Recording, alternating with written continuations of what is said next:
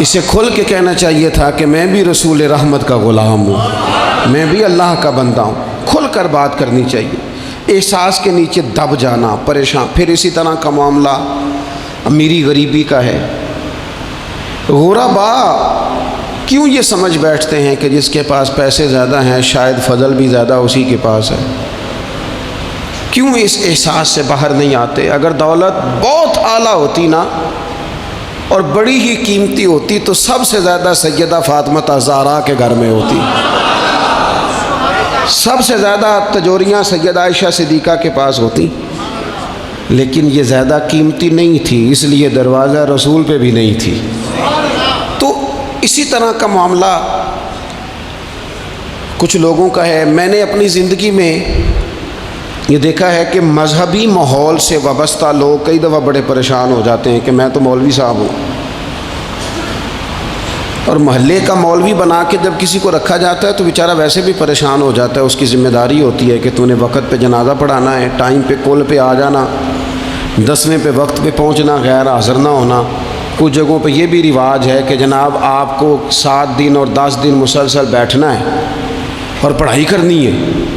وہ آہستہ آہستہ آہستہ آہستہ بچے احساس کا شکار، یعنی قرآن شریف پڑھنے والے بچے اور کتاب و سنت کی تعلیم حاصل کرنے والے بچے، لیکن انہیں یہ کہا جاتا ہے کہ چلو فلانی جگہ قرآن پاک پڑھنے چلتے، قرآن پڑھنے جا رہے۔ قرآن انقلاب کی کتاب ہے، قرآن بندے کو عروج دیتا ہے، لیکن ان بچوں کی ذہنی ساخت یہ بنائی جا رہی ہے کہ چلو قرآن پاک پڑھنے چلتے ہیں، وہاں بریانی ملے گی کھانے کو،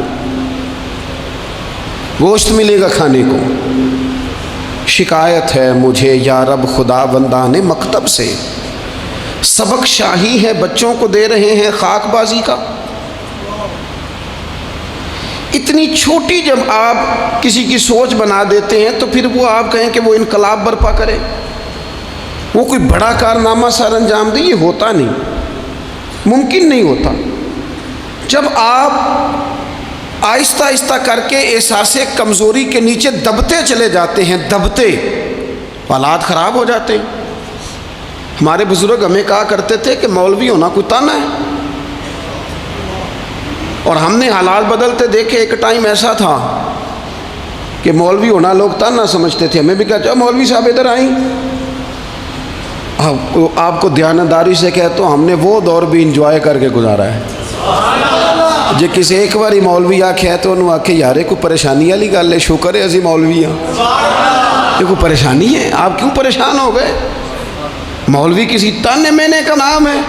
اور پھر وہ جو کل تک کہہ رہا تھا نا کہ او ہو تسی تو مولوی بن گئے ہو، پھر ہم نے وہ دور بھی دیکھا، اس نے کہا یار 2 منٹ کھڑا ہو تیرے ساتھ تصویر بنانی ہے، وہ دور بھی دیکھا، یہ دور بھی دیکھا۔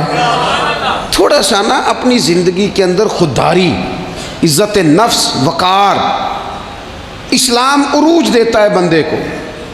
مسلمان تیزی سے دبتے چلے جاتے ہیں، دبتے چلے جاتے ہیں۔ ملک شام کا بندہ آ گیا حضرت عمر کو ملنے، اس نے آتے ہی پوچھا تمہارے بادشاہ کا محل کہاں؟ انہوں نے کہا جی ہمارے بادشاہ کا محل نہیں ہوتا، ہمارے ہاں لوگوں نے سمجھ لیا نا کہ روب شاید کپڑوں کا ہوتا ہے، روب شاید گاڑیوں کا ہوتا ہے، بنگلوں کا ہوتا ہے، بہت بڑی کوٹھی کا روب ہوتا ہے۔ اور نہیں بھائی، روب تو بندے کے کردار کا ہوتا ہے،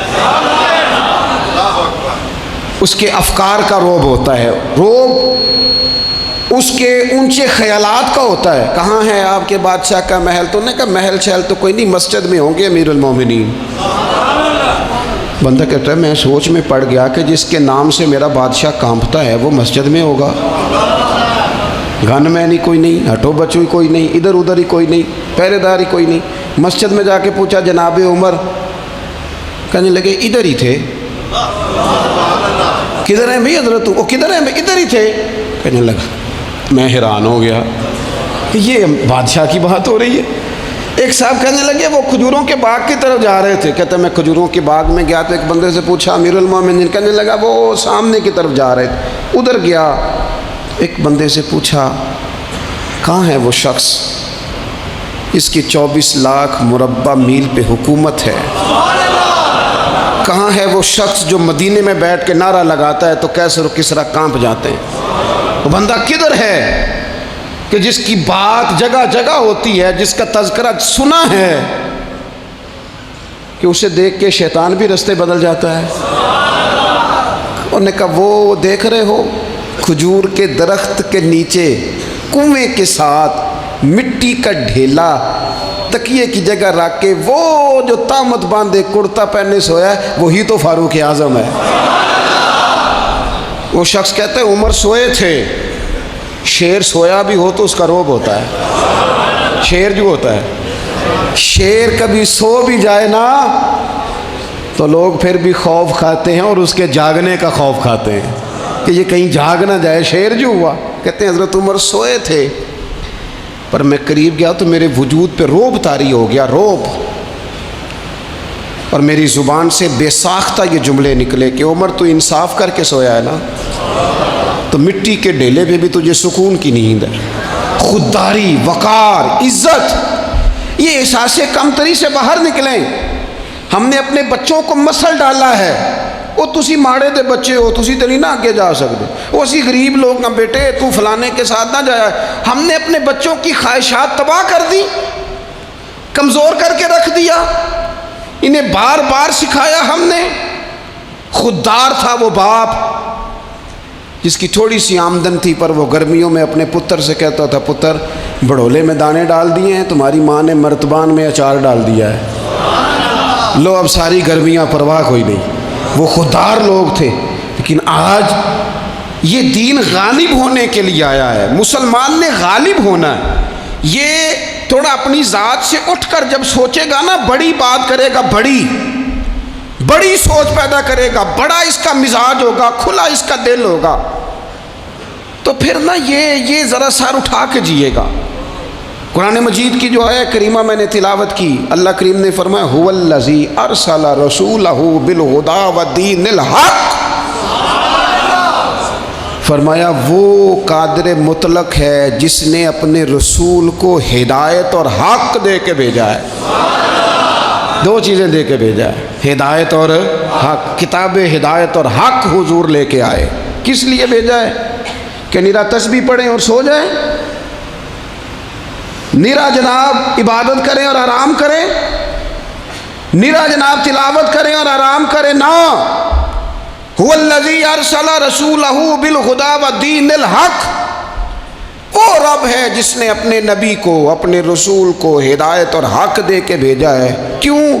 کہ لیظہرہ علی الدین کلہ، تاکہ اس دین کو تمام دینوں پر غالب کر دے، اس کو غالب کرے، ہر دین پر یہ دین چھا جائے۔ وَلَوْ كَرِهَ الْمُشْرِكُونَ، اگرچہ مشرکوں کو یہ بات بری ہی لگے، نا پسند آئے، کسی کو نہیں آتی۔ لِيُظْهِرَهُ عَلَى الدِّينِ كُلِّهِ، یہ دین غالب ہونے کے لیے آیا۔ غالب، تو نماز بھی پڑھ، عبادت بھی کر، لیکن یہ بھی خیال رکھ کہ دنیا میں نماز والے نبی کا نظام بھی قائم کرنا ہے۔ تیرے پاس نری مسجد نہیں ہونی چاہیے، حکومت بھی ہونی چاہیے۔ مسلمان کے ہاتھ میں نری تسبیح نہیں ہوگی، یہ انان حکومت بھی چلائے گا، اس کے اندر خودداری ہوگی۔ حضرت عمر تہجد بھی پڑھتے تھے اور سویرے حکومت بھی کرتے تھے۔ حضرت صدیق اکبر ساری رات مدینے والے کی یاد میں رویا بھی کرتے تھے، اور صبح اٹھ کر تلوار لے کر نبی پاک علیہ السلام کی ختم نبوت کے منکروں کے خلاف جہاد بھی کیا کرتے تھے۔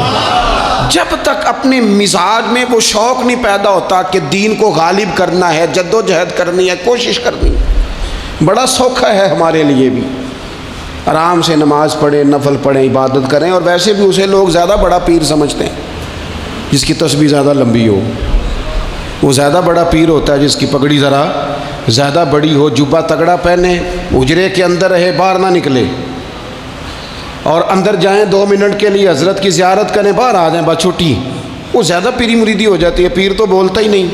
وہی ہے تیرے زمانے کا امام برحق، اقبال کہنے لگے وہی ہے تیرے زمانے کا امام برحق، جو تجھے حاضر و موجود سے بیزار کرے اور موت کی شکل میں دکھلا کے تجھے جلوہ یار، زندگی تیرے لیے اور بھی دشوار کرے، تو جو تیرا جینا مشکل کر دے نا، وہ تیرے زمانے کا امام برحق ہے، تیرے لیے زندگی دشوار کر۔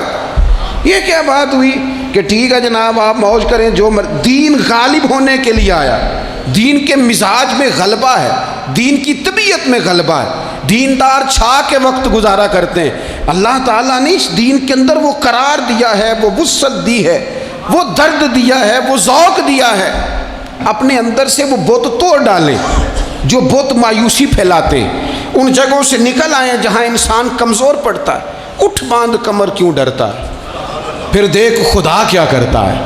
آگے کی طرف دیکھیں، آگے کی طرف دیکھیں. میرے نبی اکرم صلی اللہ تعالیٰ علیہ وسلم نے فرمایا حالات جتنے بھی خراب آ جائیں، ماحول جتنا بھی بگڑ جائے، امت پر دشواری جتنی بھی آئے، حضور علیہ الصلوۃ والسلام نے فرمایا ہے یہ دین اسلام ہے. یہ مسلم کے لفظ ہیں. حضور فرماتے ہیں یہ دین ہمیشہ قائم رہے گا. اور فرمایا ایک جماعت ہوگی پوری میری امت کی جو دین اسلام کے دفاع میں کام کرتی رہے گی، جد و جہد کرتی رہے گی، کوشش کرتی رہے گی، ہمت کرتی رہے گی.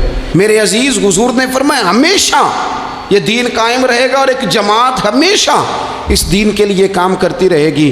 اور میرے نبی پاک علیہ السلام نے فرمایا 100 سال کے بعد تو اللہ ضرور اس امت میں ایک ایسا شخص پیدا کرے گا، یہ ابن ماجہ میں حدیث موجود ہے، جو اس دین کی نئے سرے سے تجدید کر دے گا.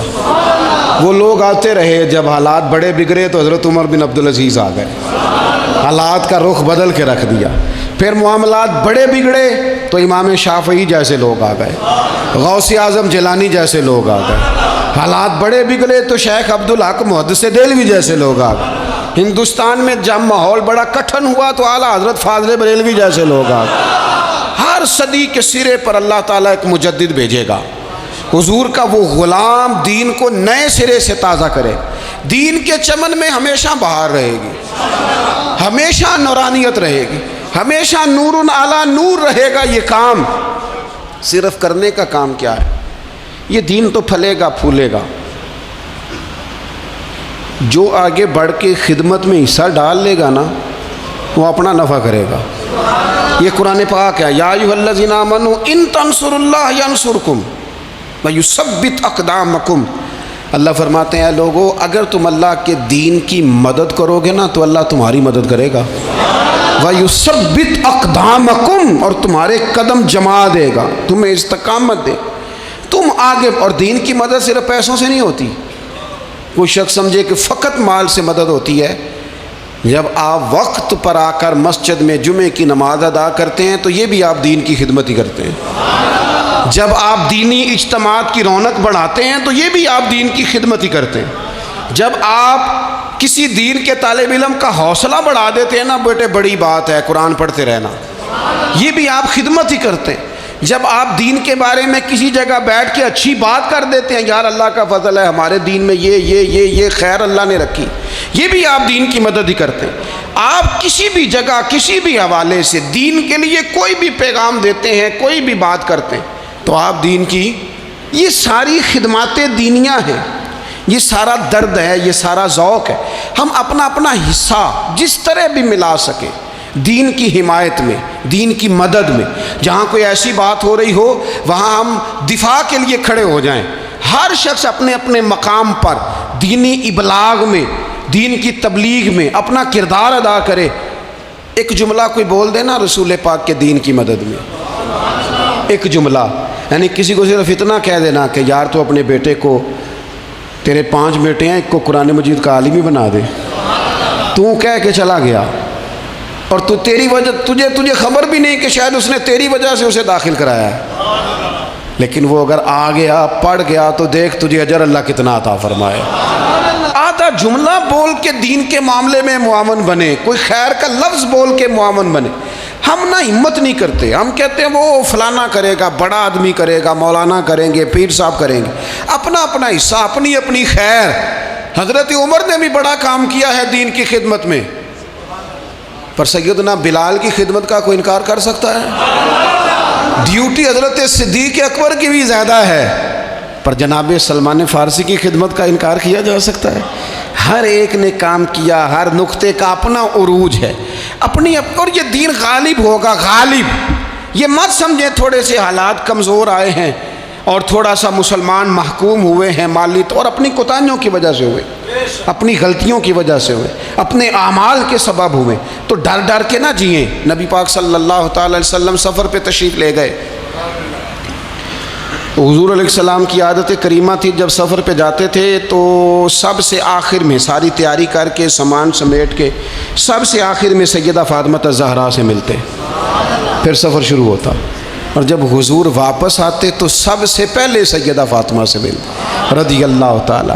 حضور کافی دنوں کے بعد سفر سے واپس آئے، لمبا سفر تھا، سیدہ فاطمہ الزہرا رضی اللہ تعالیٰ عنہ سے ملنے گئے، نبی پاک صلی اللہ تعالیٰ علیہ وسلم کا چہرہ نور دیکھ کے تو سیدہ فاطمہ تڑپ کے روئیں، رو پڑی۔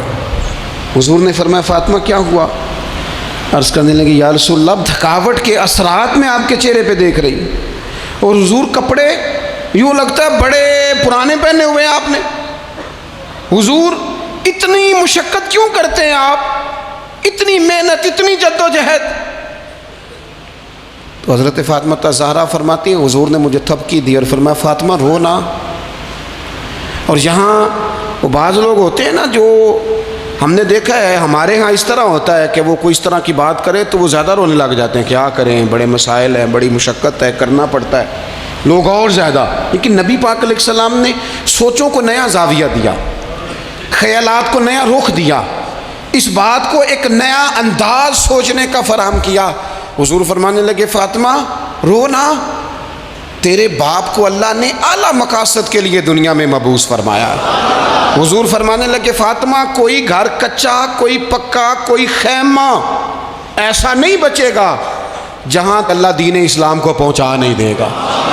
اور فرمایا فاطمہ یاد رکھنا جس طرح رات چھا جاتی ہے نا، محمد عربی کا دین بھی چھا جائے گا، یہ چھا جائے گا دین، جس طرح رات چھا جاتی ہے یہ دین بھی چھا جائے گا۔ اور پھر دین چھا گیا، جگہ جگہ چھا گیا، یورپ میں بھی اذانیں پڑھی جانے لگی، امریکہ اور افریقہ میں بھی قرآن پڑھا جانے لگا، جگہ جگہ جگہ جگہ رسول اللہ صلی اللہ علیہ وسلم کے دین کی بات ہونے لگی۔ کہا فاطمہ کار کچا ہو یا پکا ہو، خیمہ ہو، ہر جگہ یہ دین پہنچے گا، اور دین پہنچا۔ دوستو کمزوری وقتی طور پر ہے، حالات وقتی طور پر ہیں، مسلمانوں نہ گھبراؤ، خدا کی شان باقی ہے۔ یہ دین فطرت ہے، یہ دین اپنی حقانیت کی وجہ سے پھیل رہا ہے، کسی کا محتاج نہ یہ کسی کے زور لگانے۔ مسلمانوں نہ گھبراؤ، خدا کی شان باقی ہے، ابھی اسلام زندہ ہے، ابھی قرآن باقی ہے۔ یہ کافر کیا سمجھتے ہیں جو ہم سے روز الجھتے ہیں، ابھی تو کربلا کا آخری میدان باقی ہے، ابھی تو آخری میدان لگے گا میدان کربلا میں، اور فکر حسینی کے علم بردار میدان میں نکلیں گے، یزیدی سوچوں سے ٹکرائیں گے، اور بڑے سینے تیار ہیں جو اس کے لیے پوری جد و جہد کریں گے۔ ابھی تو کربلا کا آخری میدان باقی ہے۔ اپنی زندگی کے اندر قوت ارادی پیدا کریں، کچھ کر لینے کی ٹھان اپنے مزاج میں پیدا کریں۔ کمزوری آ جاتی، عدی بن حاتم جو تھے نا، یہ حاتم تائی کے بیٹے تھے، بادشاہ کا بیٹا تھا، زمانہ بڑا دیکھا تھا، بڑے بڑے وزیروں مشیروں، ساری زندگی اعلیٰ سطحی وفود سے ملاقات ہوئی۔ عدی حضور کی بارگاہ میں آئے، مسند امام احمد بن حنبل میں موجود۔ تو اسلام پر ابھی غربت کا دور تھا، چند لوگ مسلمان ہوئے تھے، نبی پاک علیہ السلام نے فرمایا عدی کلمہ پڑھ لو۔ تو عدی کہنے لگے میں تو پہلے ہی ایک دین کا ماننے والا ہوں۔ حضور فرمانے لگے جس دین کے تم ماننے والے ہو اس دین کو میں تم سے زیادہ جانتا ہوں۔ حضور فرمانے لگے جس دین کے تم ماننے والے ہو اس میں کیا یہ لکھا ہے کہ مال غنیمت کا چوتھا حصہ کھا جاؤ؟ کہنے لگے نہیں۔ تو فرمایا کھا کیوں جاتے ہو؟ عدی کہتے ہیں چونکہ یہ ہمارے اندر کی بات تھی بادشاہوں کی، تو میں نے فوراً سر تسلیم خم کر دیا، میں نے فوراً سر جھکا دیا، میں نے کہا آپ بات ٹھیک کر رہے ہیں۔ حضور فرمانے لگے اب اگلی بات بھی کروں یا رسول اللہ فرمائیے۔ فرمایا پتہ ہے تم دین کیوں نہیں قبول کر رہے؟ یہ بھی مجھے پتہ ہے۔ یا رسول اللہ کیوں؟ فرمایا تم دیکھتے ہو کہ دین کے ماننے والے غریب غریب لوگ ہیں، تم دیکھتے ہو کہ ابھی یہ کمزور ہیں، تم دیکھتے ہو کہ مکے والوں نے مدینہ طیبہ سے پریشان کر کے مسلمانوں کو نکال دیا ہے، یہ غریبی دیکھ کر بظاہر اسلام کی کمزوری دیکھ کر تم کلمہ نہیں پڑھ رہے؟ حضور فرمانے لگے عدی مقام حرا کا نام سنا ہے؟ بڑی دور تھا علاقہ، وہ مقام حرا کا نام سنا ہے؟ عدی کہنے لگے حضور سنا ہے پر وہ جگہ دیکھی نہیں۔ محبوب فرمانے لگے سن، میں وہ وقت لے کے آؤں گا، میرا دین اس طرح نافذ ہوگا کہ ایک عورت مقام حرا سے اونٹنی پہ اکیلی بیٹھے گی اور اکیلی آئے گی اور آ کے بیت اللہ کا طواف کرے گی، سوائے اسے اللہ کے کسی کا خوف نہیں ہوگا، رب کے علاوہ کسی سے نہیں ڈرے گی۔ یہ دور آئے گا، تو دیکھ رہا ہے کہ صرف مکے پہ حکومت نہیں، دنیا پہ مسلمان چھا جائیں گے۔ اور حضور فرمانے لگے کسرا کا نام سنا ہے؟ کہا حضور وہ تو بظاہر اس وقت بڑا تگڑا بادشاہ ہے۔ فرمایا اس کے علاقے بھی فتح ہوں گے، وہ خزانے مسلمانوں کے پاس آئیں گے۔ اور فرمایا تو تیسری بات نبی پاک نے بیان کی، فرمایا تو یہ دیکھ رہا ہے کہ مسلمانوں میں غربت ہے؟